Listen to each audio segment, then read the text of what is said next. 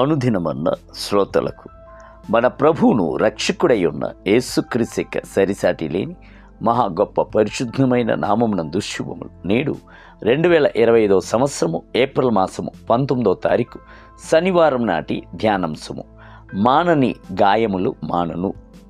లూకాసు వార్త 1వ అధ్యాయము 13వ వచనమందు దూత అతనితో జకరియా భయపడకము, నీ ప్రార్థన వినబడినది అని చెప్పెను.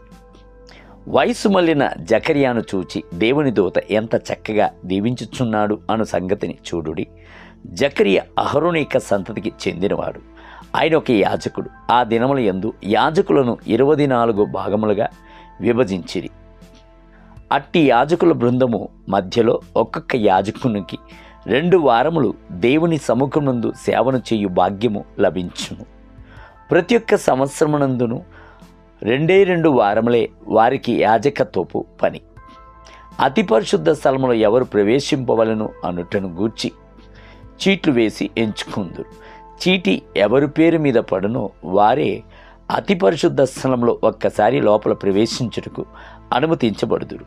ఈసారి చీటి అనున్నది వయసు మళ్ళిన జకరియాపై పడెను. జకరియా యొక్క మనస్సునందు లోతైన ఒక గాయము ఉండెను. ప్రభు తనకు ఒక బిడ్డను ఇవ్వలేదే అనుటయే ఆ గాయము.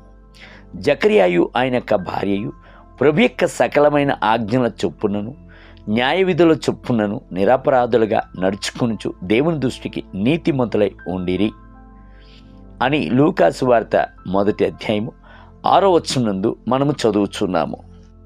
ప్రభు పట్ల అంత నమ్మకముగా ఉండి కూడాను ప్రభు తమకు సంతాన భాగ్యం ఇవ్వలేదే, గొడ్రాలు అనే స్థితిలో కదా ఉంచి ఉన్నాడు అని వారి మనసు గాయపరచబడి ఉండవచ్చు. ఆనాడు మనసునందు గల లోతులలో గాయపడి ఉన్న జకరియాకు ముందు అకస్మాత్తుగా దేవుని దూత దిగి వచ్చి, జకరియా భయపడకము, నీ ప్రార్థన వినబడినది, నీ భార్య అయిన ఎలిజబెత్ నీకు కుమారుని కనును, నీకు సంతోషమును మహా ఆనందమును కలుగును, అతడు పుట్టినందున అనేకులు సంతోషించెదరు అని చెప్పినప్పుడు జకరియా వలన ఆ మాటను అంగీకరించలేకపోయాను. లూకాసు వార్త 1వ అధ్యాయము 13 మరియు 17 వచనం. పాత గాయం యొక్క దెబ్బలు ఉండు చేత అతని వలన వాగ్దానమును వెంటనే పట్టుకుని స్తుతించలేకపోయాను. పలు సంవత్సరములుగా అతడు ప్రార్థించి జవాబు దొరకనందున ఇప్పుడు జవాబు దొరికినప్పుడు నమ్మలేని పరిస్థితిగా ఉండేది.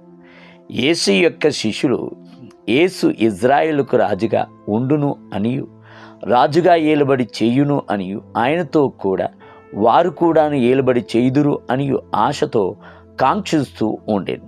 అయితే ఆయన శిలువలో మరణించుటకు అప్పగించుకున్నప్పుడు వారికి హృదయము బహులోతుగా గాయపడెను. వారికి నమ్మిక అంతయును వ్యర్థమైపోయినట్లుగా ఉండెను. అయితే మరణించిన యేసు జీవముతో లేచెను, వారికి దర్శనమిచ్చెను. దేవుని బిడ్డలారా, నేడు ప్రభు మీ యొక్క గాయములను మాన్పుటకు ఇష్టపడింది. నూతన కార్యమును చేయుటకు ఆశపడుచున్నాడు. మీ పాత దెబ్బల యొక్క గాయములు మాన్పబడుచున్నది. నేటి ధ్యానమునకై నేను నీకు ఆరోగ్యమును కలుగజేసేదను, నీ గాయములను మాన్పేదను. ఇదే యెహోవా వాక్కు. ఇర్మీయా గ్రంథము 30వ అధ్యాయం 17వ వచనం. నేటి వేద పఠనము ఉదయము 2వ సమూయేలు గ్రంథము 6, 7 మరియు 8 అధ్యాయములు. సాయంత్రం లూకాసు వార్త 15వ అధ్యాయము 1 మొదలుకొని 10 వచనం. ప్రభువు మిమ్ములను దీవించునుగాక. ఆమేన్. ఆమేన్.